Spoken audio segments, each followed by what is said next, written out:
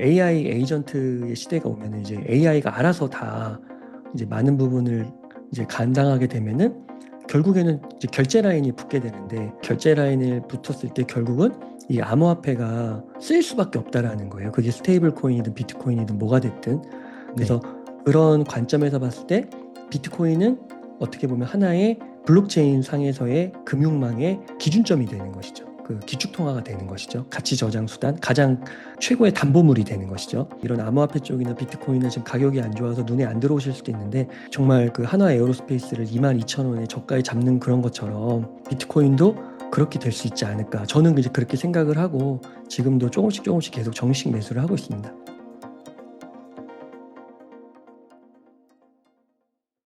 그럼 웅달님이 비트코인 위주로 아까 집중해서 모았다고 말씀을 하셨는데, 그럼 웅달님은 나중에 우리도 뭐 비트코인 많이 올라갈 수 있잖아요. 뭐 100만 달러 넘어갈 수도 있는 거고, 뭐 10배 뭐 이렇게 올라갈 수도 있는 건데, 그럼 웅달님의 비트코인 매도 계획은 어떻게 되세요?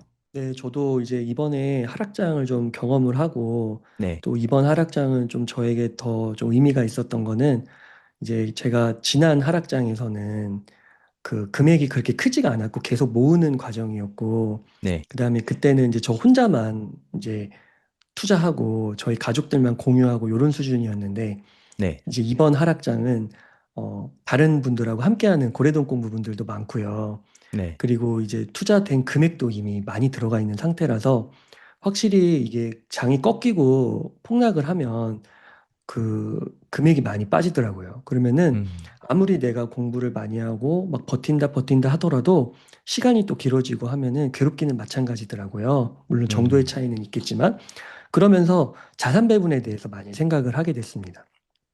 그래서 음, 이제 앞으로 만약에 이제 비트코인이 현재 한 1억 정도인데, 네, 저는 이제 뭐 5억, 10억 정도 가는 거는 의심이 별로 없거든요. 네, 그래서 만약 그렇게 된다고 하면은 일단 지금의 그 예를 들어 지금 내가 갖고 있는 물량이 1억인데 나중에 5억이 되면은 뭐 똑같은 금액이지만 물량을 5분의 1로 줄여도 되는 거잖아요. 사실 그 음, 지금의 수준에 맞춘다고 하면은요. 네, 뭐 그런 식으로 조금 마음에 좀 여유를 가지려고 합니다. 그리고 저분도 이제 88억 저렇게 되신 거에 있어서는 분명 2억으로 굴릴 때와 88억을 굴릴 때는 완전 마인드가 다르실 것 같아요. 네, 그래서 그 예를 들어서 2억으로 투자해서 80억이 되셨는데 예를 들어 한 50% 매도하고 40억으로 굴리셔도 되는 거잖아요. 음, 40억은 안전자산으로 좀 변동성이 작은 뭐 부동산이라든지 금이라든지 이런 쪽으로 빼도 되는 거잖아요. 그래서 네. 저도 앞으로 뭐 한 5억 정도? 5억 정도 한 4, 5억 정도 되면은 조금 자산 배분을 조금 하려고 합니다. 그래서 뭐 그때 이제 조금 더 뭐 부동산 업그레이드가 필요하다고 하면은 부동산도 좋을 것 같고요. 그리고 이제 음, 미국 주식 뭐 QQQ 같은 정도 예, 그런 것들도 괜찮을 것 같고요. 그리고 금도 좋을 것 같고요. 그래서 음. 그런 식으로 자산 배분을 지금부터 좀 미리미리 생각하고 있습니다. 네, 금 얘기 안 그래도 좀 여쭤보려고 했는데, 최근에 5,600달러까지 그 최고점이 올라갔었더라고요. 금 같은 경우에. 그리고 네, 지금 보통 금은 대표적인 안전자산이라서 지정학적 이슈가 불거지면 가장 열심히 오르는 게 금이었거든요. 근데 최근의 네, 모습은 오히려 비트코인은 그래도 반등을 하는데 금은 떨어지는 좀 제가 느끼기엔 좀 기현상이거든요. 이 원인은 네. 어디에 있다고 보시나요? 이제 그 우선은 이제 금값이 많이 올랐던 거가 하나의 그 트리거 매도하고 싶은 그런 마음을 조금 불러일으킨 게 아닌가 싶기도 하고요. 어제 서클도 네. 약간 비슷한 느낌이긴 한데요. 서클도 음. 어제 하루에 20% 정도 빠졌거든요. 네네. 너무 단기간에 100% 넘게 올라가지고 음. 그래서 우선 많이 오른 게 조금 그런 거 단기간에 그런 부분이 있는 것 같기도 하고 그다음에 저는 이제 개인적으로 생각할 때는 그 물론 이제 금이 지정학적 자산으로서 이게 내러티브가 형성되어 있다고는 하지만 단기적으로는 그 내러티브는 언제든지 좀 깨질 수 있다라고 생각을 합니다. 네. 그래서 뭐 이 정도 조정은 지금 조정이 그래도 막 그렇게 큰 게 아니라 한 2, 30% 조정이지 않습니까? 그래서 그 네. 정도는 뭐 많이 상승한 거에 비하면 언제든지 나올 수 있는 조정이 아니었을까 싶습니다. 음. 그럼 뭐 지정학적 이슈는 좀 별개로 하고 금이 좀 많이 올랐기 때문에 조정받은 것 같다. 그렇게 보는 게 오히려 타당할 수 있겠네요. 네네네. 그리고 제 요즘 걱정 중에 하나가 초반에 환율에 대해서 많이 말씀을 해주셨는데 요새 네. 지금도 뭐 오르락 내리락 하지만 지금도 한 1,500원 선에서 왔다 갔다 하고 있거든요. 네.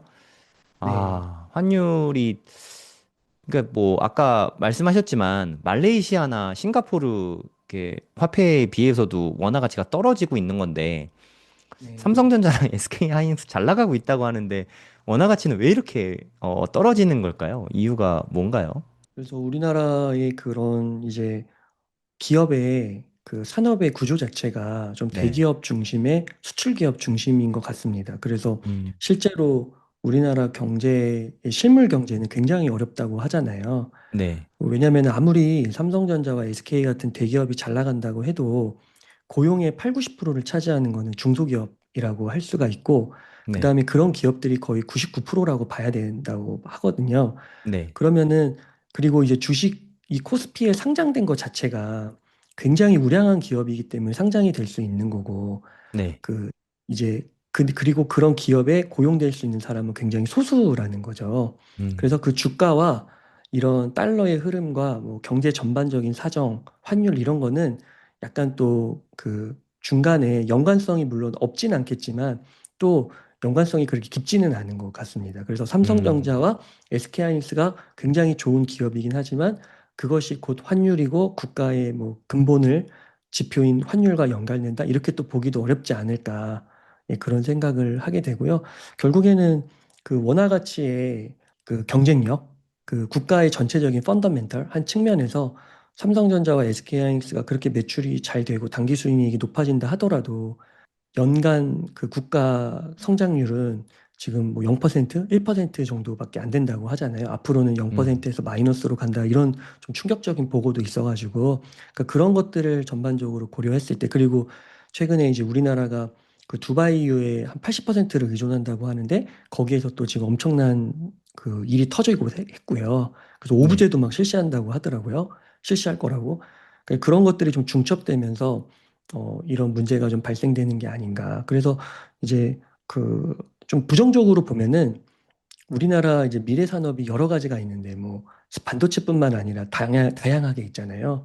근데 그런 부분들도 근 몇 년 내에는 다 이제 가깝게는 중국이죠. 중국에 다 추월될 것이다. 뭐 이런 보고도 있고요. 그래서 펀더멘털적으로 국가 전체적으로 어떤 특정한 한두 개의 기업이 아니라 펀더멘털적으로 좀 구조에 대한 개혁과 혁신, 예, 이참 말하면서도 쉽지 않은 과제라는 느낌이 들고 좀 너무 큰 얘기 같긴 한데 예, 그런 게 좀 수반돼야 되지 않을까 싶습니다.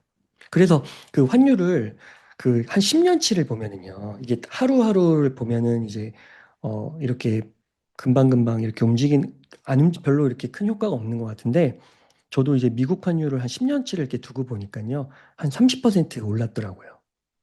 그러니까 우리나라 환율이 한 1,100원, 1,200원 수준에서 1,500원이 된 겁니다. 그러면 앞으로 하루하루는 모르겠지만 한 5년, 10년 봤을 때는 또 환율이 또 한 30% 오른다고 하면은 한 2,000원에 가까워지지 않을까.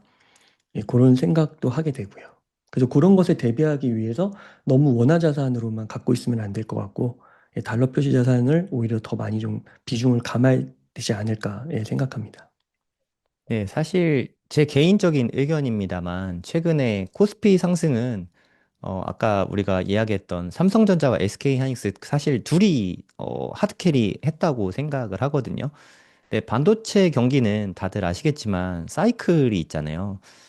사이클이 지금은 어마어마한 상승 국면인데 이게 언제가 됐든 뭐 2년 후일지 3년 후일지 모르겠지만 분명히 꺾이게 될 거거든요. 그리고 반도체 경기가 꺾이기 한 1년 전부터는 주가가 되게 빠른 속도로 빠지게 되는데 저는 그 시점이 사실 너무 걱정이 됩니다. 지금은 그나마 GDP를 아까 말씀하셨던 마이너스까지 안 가는 이유가 저는 그래도 메모리 경기가 좋아서라고 생각을 하고 있거든요. 네, 실물 경기는 사실 마이너스로 들어선 지 저는 꽤 됐다고 느끼고 있어요. 그러면 그 이후에, 네, 만약에 삼성전자랑 SK 하이닉스마저 경기가 꺾이게 되면, 그 이후에 우리나라의 경쟁력은 어디서 좀 찾아볼 수 있을까요? 예, 그래서 뭐 그 부분이 정말 엄청난 숙제고, 저도 이제 관련된 보고서나 뉴스나 책들을 이제 보려고 하는데, 네. 사실 솔직히 뚜렷한 그런 손에 잡히는 솔루션은 별로 없는 것 같아요. 근데 이제 음, 좀 기대를 해볼 수 있는 게 그나마 이제 좀 추상적이긴 한데 로봇인 거죠. 그래서 음, 로봇 같은 걸로 인해서 생산성을 급격하게 올리는 방향, 그런 쪽으로 이제 이야기가 조금 되는 것 같습니다. 네. 음. 그리고 요즘에 되게 논란이 많이 되고 있는 부분이기도 한데, AI 때문에 기존 일자리가 많이 없어지는 건 이건 뭐 팩트니까.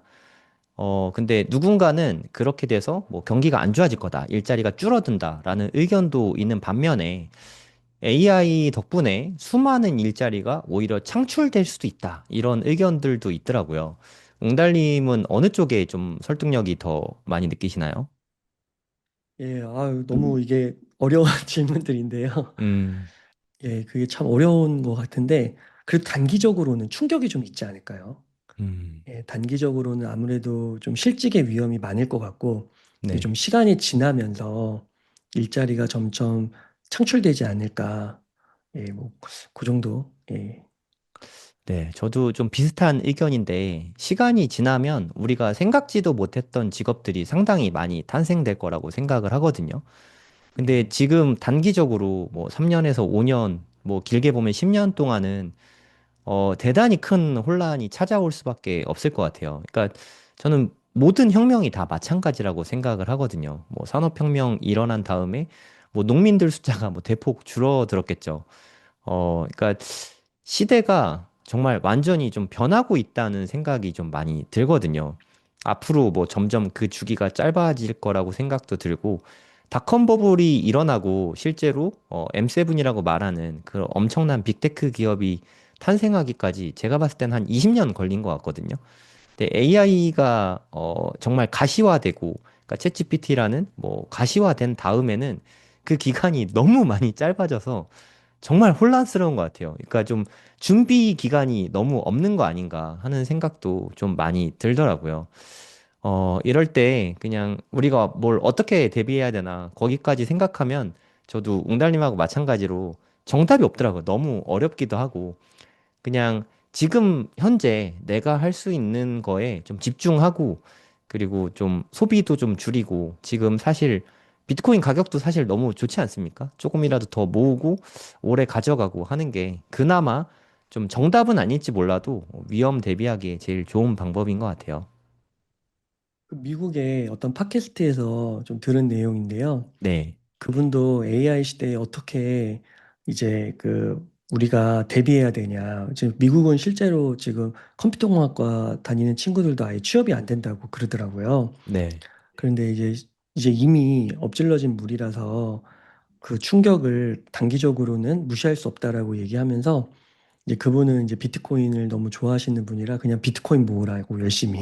음, 그래서 비트코인 열심히 모아서 한 5년, 10년 버티면 이제 경제적인 문제가 해결되면서 자연스럽게 그 AI의 공포로부터 그 헤어나올 수 있을 것이다. 그래서 이제 여러 가지 당연히 뭐 그 시대가 지나면서 재교육도 받아야 되고 그 AI 툴도 잘 다루는 법을 공부해야 되고 이런 얘기들을 하는데 우선은 너가 비트코인을 사서 자산가가 되라 이렇게 이야기를 하더라고요. 그러면서 비슷한 말씀이세요. 지금 가격도 나쁘지가 않으니까 계속해서 매수를 해라. 그리고 이제 AI 시대가 오면은 그 AI 에이전트의 시대가 오면은 이제 AI가 알아서 다 이제 많은 부분을 이제 감당하게 되면은 결국에는 이제 결제 라인이 붙게 되는데 그때 결제 라인을 붙었을 때 결국은 이 암호화폐가 결국은 쓰일 수밖에 없다라는 거예요. 그게 스테이블 코인이든 비트코인이든 뭐가 됐든. 네, 그래서 그런 관점에서 봤을 때 비트코인은 어떻게 보면 하나의 블록체인 상에서의 금융망의 그 기준점이 되는 것이죠. 그 기축 통화가 되는 것이죠. 가치 저장 수단 가장 최고의 담보물이 되는 것이죠. 그래서 물론 다른 코인들이 많이 오를 수 있지만 비트코인은 확실한 거기 때문에 그래서 최근에 블랙록도 보면은 비트코인하고 이더리움 두 개만 집중해서 봐도 충분하다라고 얘기를 하더라고요. 그래서 네. 그런 면에서 봤을 때 좀 공부를 만약에 이런 암호화폐 쪽이나 비트코인은 지금 가격이 안 좋아서 눈에 안 들어오실 수도 있는데 이럴 때 오히려 공부를 하고 보시면 정말 그 하나 에어로스페이스를 22,000원에 저가에 잡는 그런 것처럼 음, 비트코인도 그렇게 될 수 있지 않을까. 저는 이제 그렇게 생각을 하고 지금도 조금씩 조금씩 계속 정식 매수를 하고 있습니다. 네, 우리가 뭐 까놓고 얘기해서 하나 에어로스페이스 같은 기업을 찾는 건 저는 불가능하다고 생각합니다. 하나의 네. 기업만 딱 찾는 거는 정말 이거는 워렌 버핏 정도의 능력이 있지 않은 한은 정말 힘든 일이라고 생각하고 사람이 하는 일은 정말 우리가 예측이 불가능하지 않습니까? 그런 의미에서 비트코인이 그런 면에서 참 좋은 것 같아요. 네, 아까 옹달님 말씀하셨듯이 한 5억 정도 되면 뭐 대략 뭐 한 35만 불? 네, 그 정도. 지금 가격에서 한 5배 되겠네요. 그 정도가 되면 네, 일부를 매도해서 뭐 부동산이나 뭐 금이나 그때쯤 자산 배분을 해도 좀 충분한 것 같고 지금은 오히려 비트코인으로 자산을 좀 집중시키는 게 더 이득이 많은 시기라고 생각이 듭니다. 특히나 국내 주식 하고 있으신 분은 비트코인을 조롱의 대상으로 삼지 마시고 일단 갈아타기도 좀 적극적으로 고려해 볼 만한 시기가 아닌가 하는 생각도 좀 들거든요. 네. 그러니까 뭐 다 팔고 다 넘어갈 필요는 없겠지만 일부 뭐 한 2, 30%라도 매도하고 갈아타기에 되게 좋은 시기가 아닌가 뭐 그런 생각이 듭니다.